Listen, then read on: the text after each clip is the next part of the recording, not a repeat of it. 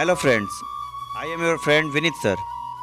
I congratulate you all very much on my channel Incredible India by Vinit sir.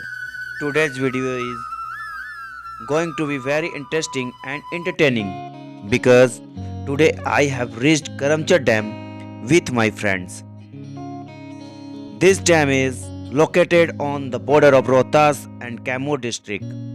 Today I am going to present before you all the facts related to this dam.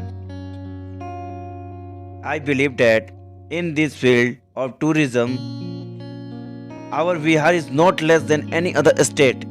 If there is a lake, then the duty-oriented behaviors of government department here. If the tourism department want, then our Bihar can shine like a star in the sky. तो दोस्तों, मैं Karamchat dam के बारे में explain करूं उससे पहले इन नदियों के बारे में दो शब्द आपके सामने रखना चाहता हूं। नदी निकलती पर्वत से मैदानों में बहती है और अंत में मिल सागर से एक कहानी कहती है। बचपन में छोटी थी पर मैं बड़े बेग से बहती थी। आंधी तूफान बाढ़ बवंडर सब कुछ हंसकर सहती थी। मैदानों में आकर मैंने सेवा का संकल्प लिया और बना जैसे भी मुझमें मानव का उपकार किया। अंत समय में बचा शेष जो सागर को उपहार दिया, सब कुछ अर्पित करके अपने जीवन को साकार किया। बच्चे शिक्षा लेकर मुझसे मेरे जैसे हो जाओ, सेवा और समर्पण से तुम जीवन की बगिया महका हो।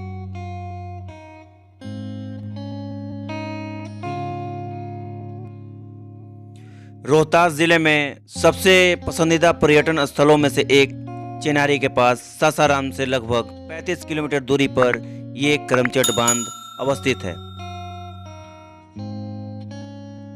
सूर्योदय और सूर्यास्त के समय का दृश्य वास्तव में मंत्रमुग्ध करने वाला और दर्शनीय होता है। 1966 में आए भयंकर अकाल के बाद रोहतास के मैदानी भागों के जो असिंचित क्षेत्र हैं, उन्हें सिंचित करने हेतु दुर्गावती जलाशय परियोजना की परिकल्पना की गई थी। तत्कालीन कृषि मंत्री AR किदवई और सिंचाई मंत्री KL राव ने दुर्गावती बांध स्थल का निरीक्षण किया और इसके निर्माण के लिए हरी झंडी दे दी। इसकी आधारशिला 10 जून 1976 को तत्कालीन केंद्रीय कृषि मंत्री बाबू जगजीवन राम ने रखी। वर्ष 1977 तत्कालीन सिंचाई मंत्री सच्चिदानंद सिन्हा द्वारा उच्च स्तरीय कमेटी गठित करके इसकी सारी अड़चनें दूर कर दी गई थी। आशा थी कि 1980 तक नहरों में पानी दे दिया जाएगा, लेकिन इस योजना पर ग्रहण लगता रहा। दिसंबर 2011 में अंतिम रूप से सुप्रीम कोर्ट एवं मंत्रालय से काम करने की अनुमति मिली। वर्ष 2012 के प्रारंभ में इस योजना पर फिर से काम शुरू हुआ। सन 2014 आते आते इस पर लगभग 1064 करोड़ रुपए खर्च हो गए। सरकार ने इस योजना से प्रभावित 184 लोगों को नौकरी भी दी। अंततः 15 अक्टूबर 2014 को इसका उद्घाटन तत्कालीन मुख्यमंत्री श्री जीतन राम मांझी के द्वारा हुआ और इस क्षेत्र के किसानों की आस पूरी हुई। इसकी पटवन क्षमता कुल ग्रोस कमांड एरिया में 40,131 हेक्टेयर तथा कृषि कमांड एरिया में 33,467 हेक्टेयर है। बांध की ऊंचाई 46.3 मीटर तथा लंबाई 1615.40 मीटर है। पानी क्षमता कुल भंडारण क्षमता 287.7 मिलियन क्यूबिक मीटर तथा उपयोगी भंडारण क्षमता 257.5 मिलियन क्यूबिक मीटर है। पूर्ण जलाशय स्तर पर डूबा क्षेत्र 2337 हेक्टेयर है। जल स्रोत कैमूर पहाड़ी के 627 वर्ग किलोमीटर क्षेत्र का वर्षा का पानी है। यहाँ के पूर्व और पश्चिम दोनों तरफ नहरें निकाली गई हैं।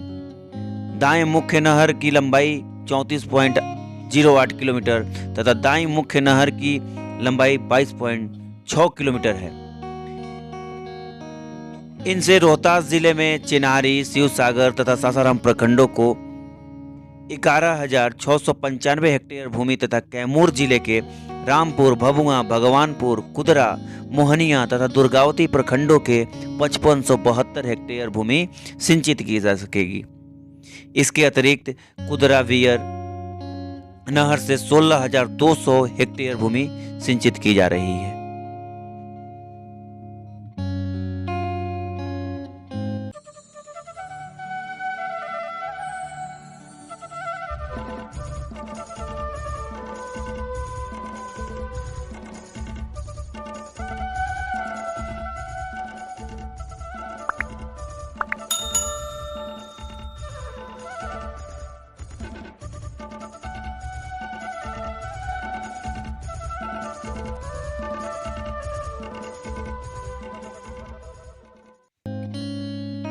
आज हम सभी फ्रेंड्स यहाँ पर आए हुए हैं और आज कुछ ज़्यादा ही चहल पहल यहाँ पर नज़र आ रहा है, क्योंकि आज संडे का दिन है और यहाँ पर सभी लोग छुट्टियाँ मनाने आए हुए हैं। आप देख सकते हैं किस तरीके से लोग यहाँ पर भीड़ लगा करके खड़े हुए हैं, क्योंकि ये सब लोग चाहते हैं कि आज बहुत अच्छे तरीके से यहाँ पर जलाशय का मज़ा लिया जाए। ये वो स्थान है जहाँ पर स्टीमर आकर के रुकती हैं और उन्हीं स्टीमर पर 25 सवारियों के साथ वो स्टीमर 25 सवारियों को लेकर के और यहाँ पर भ्रमण कराने का काम करती हैं। अगर टूरिज्म के पॉइंट ऑफ व्यू से देखा जाए, ये स्थान बहुत ही जबरदस्त है, बहुत ही रोचक है, बहुत ही मनमोहक है।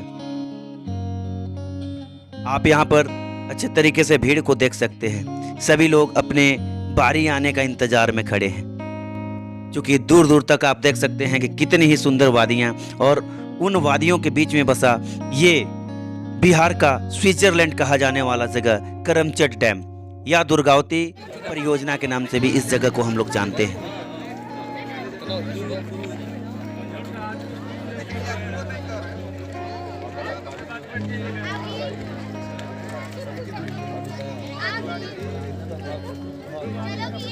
क्योंकि आज बहुत ज़्यादा भीड़ था, तो मैंने एक कोशिश किया है कि इस जगह का एक एरियल व्यू भी मैं दिखाऊं। उसके लिए मैं सेपरेटली एक बार आया था, फिर नंबर तुमको देना पड़ेगा, जिसका व्यू मैं आपको अभी दिखाने जा रहा हूँ। आप यहाँ देख सकते हैं कितना ही सुंदर, अगर एरियल व्यू यहाँ का देखा जाए, बहुत ही मनमोहक, बहुत ही सुंदर, बहुत ही रोचक लगता है। आप यहाँ देख सकते हैं एकदम दूर दूर तक हरा भरा ये क्षेत्र,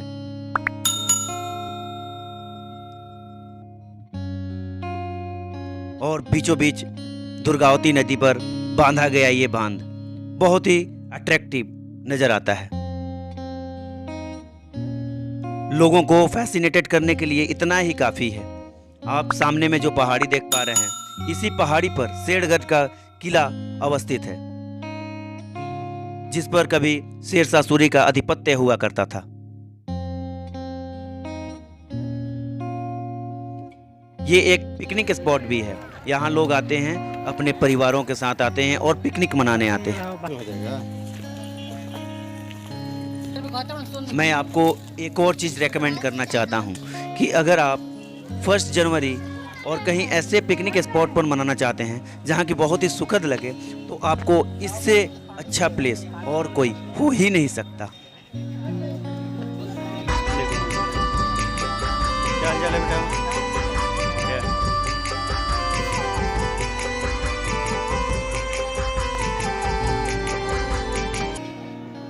बिहार का पहला रिवर सफारी के रूप में दुर्गावती परियोजना को डेवलप किया गया है। यहाँ पर सैलानी जो हैं बोटिंग के साथ साथ जंगल और पहाड़ों का भी लुत्फ उठा सकते हैं। ये क्या है? अगर यहाँ पर आप भ्रमण करने आते हैं तो ये बहुत ही मनोरंजक होने वाला है, ये मैं आपको बता देना चाहता हूँ। यहाँ पर इस नदी परियोजना के एक तरफ शेरगढ़ का किला अवस्थित है, तो दूसरे तरफ कैमूर पहाड़ियों का सैनिक ब्यूटी। यहाँ पर जो बोट चलाए जा रहे हैं वो सैलानियों को गुप्ता धाम की तरफ 6 किलोमीटर तक का यात्रा कराते हैं, और ये जो बोटिंग यहाँ पर होता है, इस बोटिंग का चार्ज 50 रुपये पर हेड का है। अगर बोला जाए तो ये जो वाटर राफ्टिंग है, ये इस पर्यटन स्थल को 4 चांद लगाने वाला है। आप यहाँ पर देख सकते हैं कि हमारे मित्र कितने एंजॉय कर रहे हैं। आज भीड़ भी बहुत ज़्यादा है, इसलिए हम लोगों ने विचार बनाया कि चलते हैं, ऊपर से कुछ व्यू लेते हैं। और ये जो स्थान आपको सामने में दिखाई पड़ रहा है, इसको नाम दिया गया है सेल्फी पॉइंट। सेल्फी पॉइंट का नाम दे दिया गया है।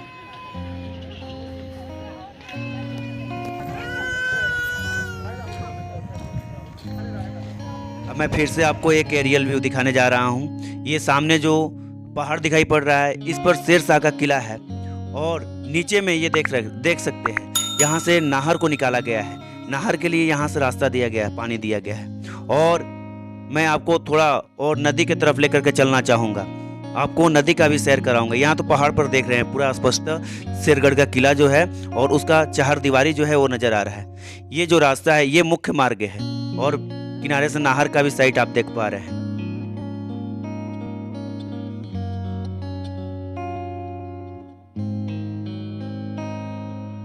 ये आप देख सकते हैं, यहाँ से सामने में जल नियंत्रण यहाँ से इसी बिंदु से होता है। और ये जो रास्ता जा रहा है ये गुप्ता धाम के तरफ में ये रास्ता चला जाता है। ये शेरगढ़ पहाड़ी है, ये ऊपर में शेरगढ़ किला अवस्थित है इसी पहाड़ी पर।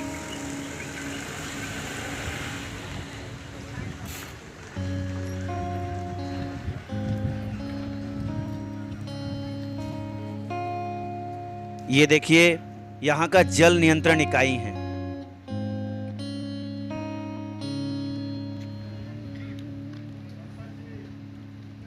यहाँ पर जो यात्री गुप्ता धाम की तरफ जाना चाहते हैं उनको यहाँ पर शुल्क कटाने पड़ते हैं और उसके पश्चात इस मार्ग से होकर के वो जाते हैं। वन विभाग का यहाँ पर कड़ा पहरा होता है, ड्यूटी होता है। और जितने सैलानी आ रहे हैं उनके सुरक्षा में भी यहाँ पर जो वन विभाग है वो हमेशा तत्पर रहता है। इन सभी कारणों के कारण इसको बताया जा रहा है कि ये आज के समय में बहुत ही सुरक्षित स्थान है। आप यहाँ देख सकते हैं, नाहर में यहाँ पर पानी छोड़ा गया है और हम जिस समय आए हैं यहाँ पर 2 बरात ऐसे ही चालू अवस्था में थे, खुले अवस्था में। आप यहाँ पर देख सकते हैं कि मछुआरे किस तरीके से मछलियों को पकड़ रहे हैं। वहाँ पर ऊपर से देखने में बहुत ही रोचक प्रतीत होता है ये स्थान, बहुत ही लुभावना प्रतीत होता है ये स्थान।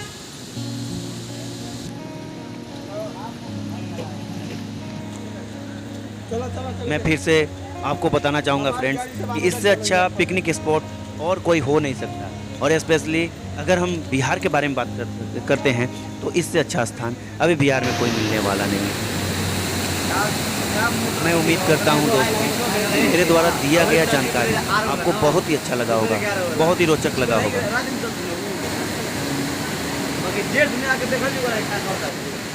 मैं एक बार और आपको श्योर कराना चाहता हूँ कि ऐसे रोचक स्थलों का सैर मैं आपको बार बार कराता रहूँगा, बार बार ऐसे स्थानों पर लेकर के जाया करूँगा जो कि आपको बहुत ही अच्छा लगे और जहाँ आप चाहें कि एक बार मैं ज़रूर वहाँ पर जा कर के घूमूँ। फिलहाल मैं उम्मीद करता हूँ कि मेरे द्वारा दिया गया जानकारी आपको बहुत अच्छा लगा होगा। So that I request to all of you, please subscribe my channel, like share also.